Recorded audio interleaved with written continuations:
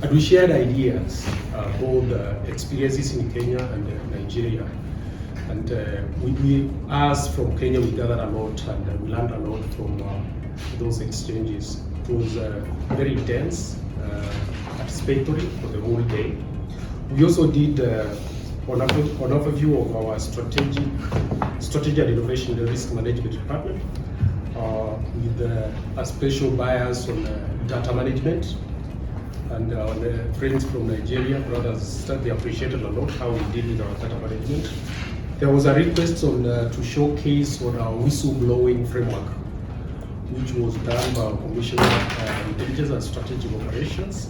The journey we have gone through in coming up with the whistleblowing, how it is done, how the whistles are extracted and shared, and how they are acted on. And our friends from Nigeria appreciated that.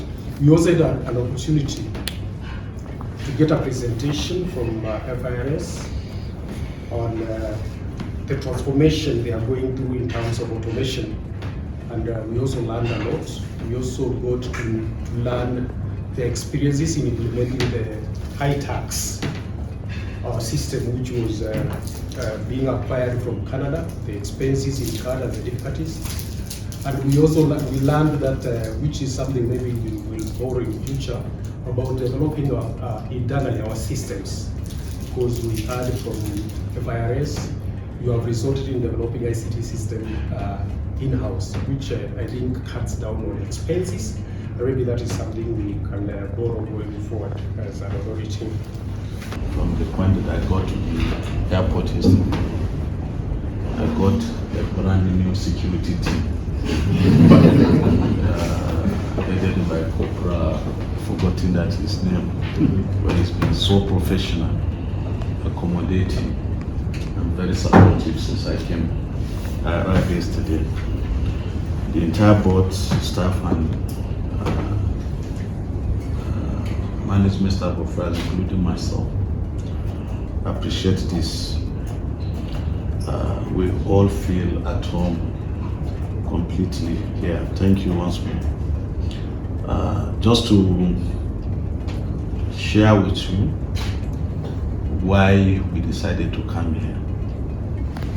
Our president personally directed that we should carry out this tour.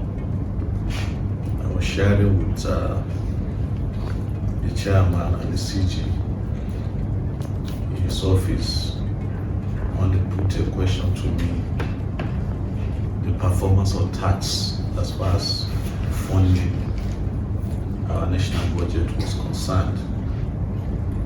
And I gave a scenario that is now 70-30% when it comes to tax revenue to the oil, which used to be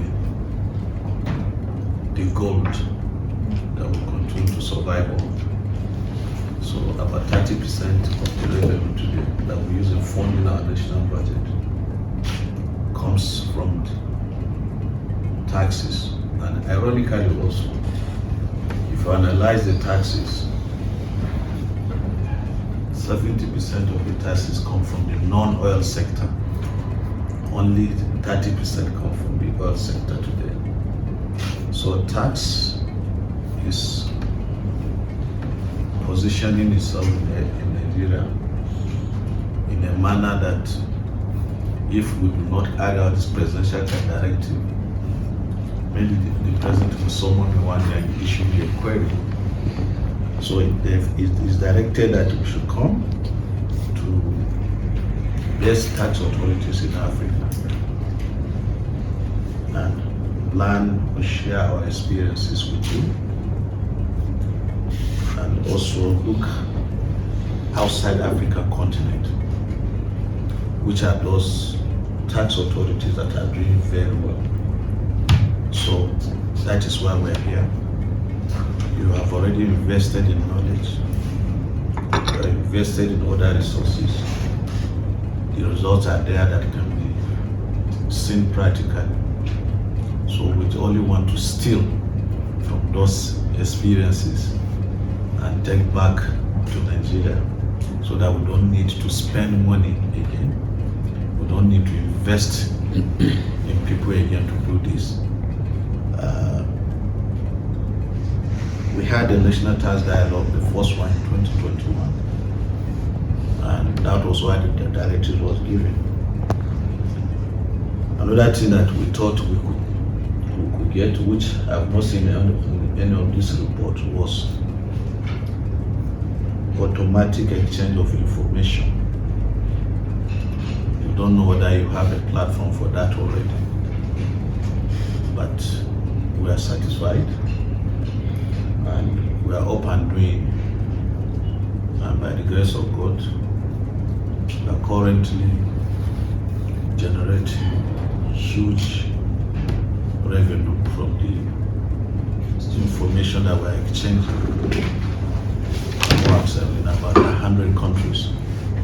As I'm talking to you today, only God knows how many mails that have come to our revenue authority telling us about the economic activities of the citizens of Nigeria in other countries. We are also aware that there are many Nigerians in Kenya who would appreciate if we are going to be able to key into that platform and get to know about the activity they are doing here, so that the taxes that are due back are able to collect it. On the lessons learned, the feedback from our team in respect of domestic taxes, particularly the way and manner you manage your large taxpayers, has been very encouraging. The taxpayer services, particularly the issues of call center, has been unprecedented feedback that we have gotten. A journey of a million miles, I said, begins with one step. We have taken one step to come to Kenya. We have seen what you have done. Going back home, we'll see what we can do to improve on the call center that we started last year. The uncommon attention you have given to large taxpayers is a thing that has attracted us, and when we get home, we look at what we can do to fix our own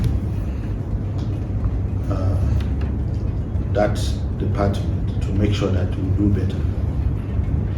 As a result of this, I want you to consider this as the first visit. We are not going to come as a team again. I'm going to send few but technical staff, few, maybe 3 or 4, that will work with you on the call center, that will work with you on domestic tax management processes, that will work with you on audit and investigation, and above all, we'll see what we can do to learn from the customs man in our midst, so that when we get back home, we now police our borders effectively. We'll see how we can block leakages that arise from those transactions that are done across the borders. And this is, Mr. Chairman, these are the feedbacks that we have gotten so far. And this were our resolutions this morning, that there will be need for specific team to come. We don't mind extending our stay that time, but this time around we don't plan to extend our stay so that we can get our VAT refund. Thank you very much.